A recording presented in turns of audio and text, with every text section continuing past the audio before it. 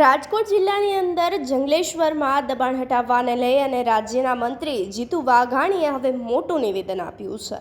જંગલેશ્વરમાં સરકારી જમીનમાં દબાણ થયા હતા। રાજકોટમાં અનેક લોકોએ મકાનો બનાવી અને ભાડે આપ્યા હતા, તો કેટલાક વિસ્તારની અંદર અનૈતિક અને અસામાજિક પ્રવૃત્તિઓ કરવામાં આવી રહી હતી।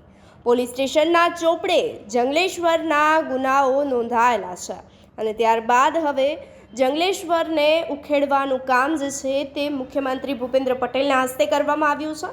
હર્ષ સંઘવીના નેતૃત્વની અંદર જે છે તે રાજકોટ ખાતે મેગા ડિમોલિશનની કામગીરી હાથ ધરવામાં આવી હતી। ડિમોલિશનનું કામ અટકાવવાનું નથી, ભારતીય જનતા પાર્ટી લોકોના સુખાકારી માટે કામ કરે છે તેવું હાલ જીતુ વાઘાણી કહી રહ્યા છે। તો જંગલેશ્વરનું જંગલ કાઢી અને શાંતિ આપવાનું કામ મહાનગરપાલિકાએ કર્યું હોવાની વાત પણ જે છે તે મંત્રી જીતુ વાઘાણી કહી રહ્યા છે। તો આ કામમાં સમગ્ર રાજ્યમાં આગામી સમયમાં પણ હાથ ધરવામાં આવશે તેવી વાત જે છે તે જીતુ વાઘાણી દ્વારા કરવામાં આવી છે। જીતુ વાઘાણીએ શું કહ્યું તે સાંભળી લઈએ।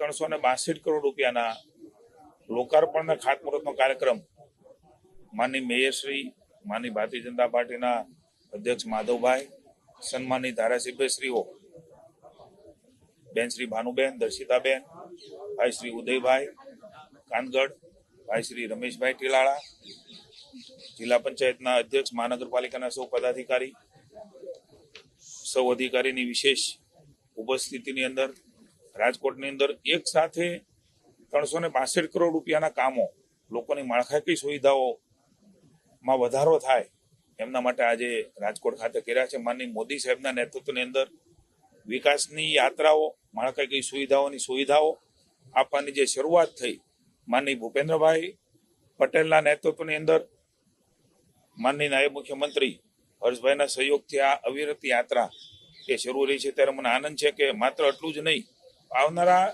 ટૂંક સમયની અંદર 119 કરોડ રૂપિયા અને 518 કરોડ રૂપિયા એમ પ્રધાનમંત્રી આવાસ યોજના અને વિવિધ પ્રકારના કામો, એટલે કે આરોગ્ય કેન્દ્ર બનાવવાના હોય, કોઈ જરૂરિયાતના મશીનો લાવવાના હોય, બગીચા બનાવવાના હોય, ફૂટબોલ ગ્રાઉન્ડ, રમતગમત ક્ષેત્રે પણ રાજકોટ અગ્રેસર રહ્યું છે। ત્યારે ડ્રેનેજની કઈ બાબતો હોય, કોમ્યુનિટી હોલ હોય, ઓફિસ બનાવવાની હોય, રોડ બનાવવાના હોય, પાણીની લાઈન નાખવાની હોય, આવા અનેકવિધ કામો એ આવનારા સમયમાં પણ થશે। એટલે લગભગ કુલ મળીને 300ની ઉપરાંત ના કામો આજે 362 કરોડના કામો અને ખાતમુહૂર્ત અને લોકાર્પણ આજે થયા છે અને આવનારા સમયમાં હજુ પણ લગભગ 600-650 કરોડ રૂપિયાના કામો એ રાજકોટની જનતા માટે શરૂઆત કરીશું અને લોકાર્પણ કરીશું। મને આનંદ છે કે મુખ્યમંત્રી ભૂપેન્દ્રભાઈના નેતૃત્વની અંદર અનેકવિધ વિકાસના કાર્યોમાં રાજકોટ